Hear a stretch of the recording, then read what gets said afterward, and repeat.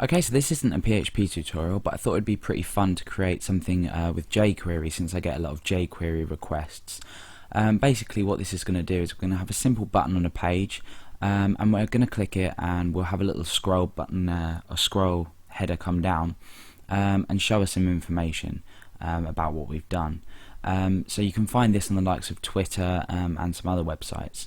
Now you can use it for other applications as well. You don't have to have the button on click function. You can also use it for when your page loads, or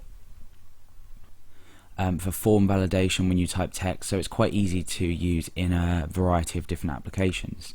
So this is how it works. You've seen this. We've got a background transparency, so we can still see the background of the page while we're doing it. This is because I've used a transparent PNG image, a portable network graphic image. I've just used an opacity of 80. So if you want the background, the source code will be available anyway on the PHP Academy forum. So you'll be able to access the code as well as the image as well. So let's get right on to creating the code for this. Okay, so the first thing to probably do is to grab the jQuery source code and save it as jQuery.js. Basically, the way I've done this is I've gone to jQuery.com, I've clicked on the download, and this is the minimalized version of it. And I've basically copied that and pasted it into there. So visit jQuery.com to get the latest jQuery JavaScript library.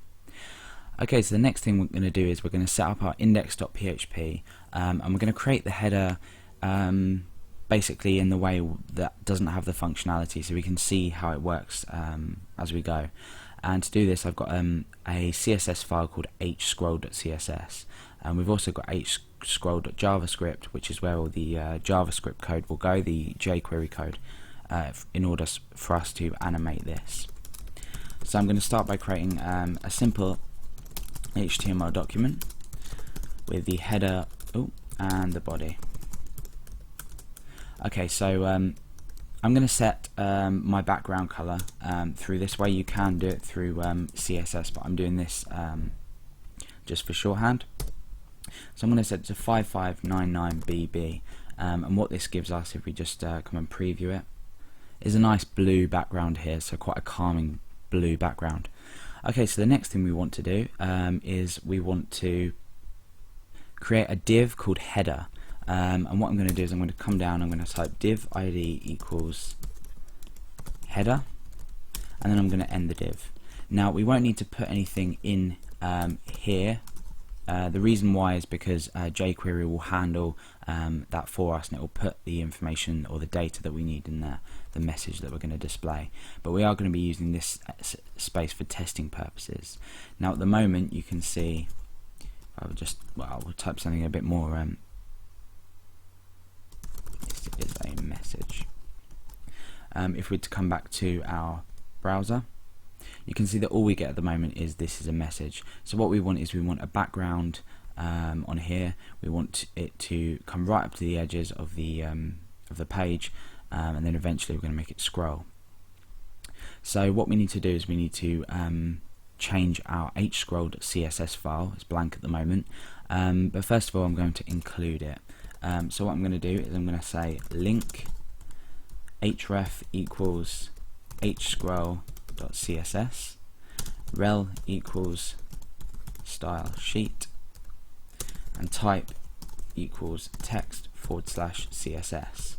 Okay, so what that will do is that will include our hscroll.css, and it will apply the CSS to this document. Okay, so we're going to start by creating the header div that we've just implemented in our page. Now the first thing we want to say is display none, and the reason why is because we want it, we want this eventually, but we don't want to use it at the moment. We want to hide the div so it's only active when the button's clicked. So this will come a bit later. Okay, the first thing we want to do then is position absolute, and we want the top to be 0 pixels, we want the left to be 0 pixels, and we want the right to be 0 pixels. So if we go back to our page, we preview this, you can see that it's put right into the upper hand corner and also if the text was longer, and eventually we're going to have our background in there, then it would hit the other side with a 0 margin. So these are the margin sizes that we're using. Now I've got an image called transparency or transparent. Let's just check it. Transparent.png. Obviously you're not going to be able to see it, but it is in here. It's basically just I've created it in Photoshop. It's a white square, 20 by 20 pixels, and it has the opacity of 80. So we're saving it as a PNG so we get that transparency. And what I'm going to do is I'm going to set that as the background image. Background image URL, and then we're going to say transparent.png. And you'll see that what happens is when we refresh this, we have the transparent background. So anything under this, if it's maybe a background image or anything, will still display, but it'll only have a 20% opacity because we've used an 80% opacity for this. Okay, so the next thing we want to do is set the height for it. So we want a nice height, and I've chosen 40 pixels. We also want the border set to 0, and this will be a border all the way around of 0. So we don't want a border on this div. So let's refresh that, and you can see that's made it a bit more a bit bigger. Sorry. Okay, now we want to center this text, and we want to horizontally align it, and we want to vertically align it, so it's around here. And the way we do this is we're going to create another div, and this is going to be called text. Now, because we've set the height to 40, I'm going to create the margin top to be 20, so it's half that size. So we're vertically aligning it this way. We also want to set the font size, and I've chosen 16 pixels. We want the font weight, so the formatting of the font to be bold. The font family I've chosen as Georgia,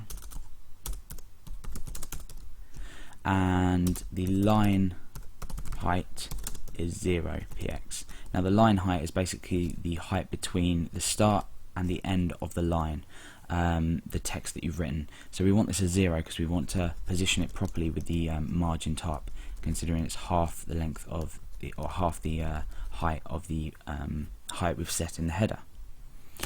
We also want text align to be center, so that's pretty easy. So we can align the text here center, but to vertically align it we have to use the margin top.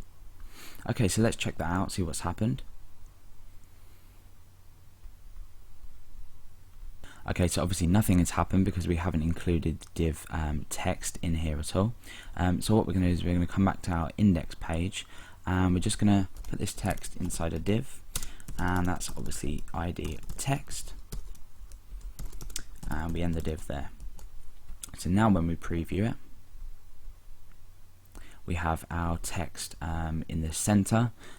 We've changed the format, the size of it, everything, and it's horizontally and vertically aligned. Okay, so this is all very well and good, but we haven't animated it. We have no trigger to animate this. So what I said before is we need the hidden. We need it to be hidden. So I'm going to say display none, and you probably guessed, this just makes the whole lot of it disappear. Okay, so I'm going to leave it at that for the first part of the tutorial.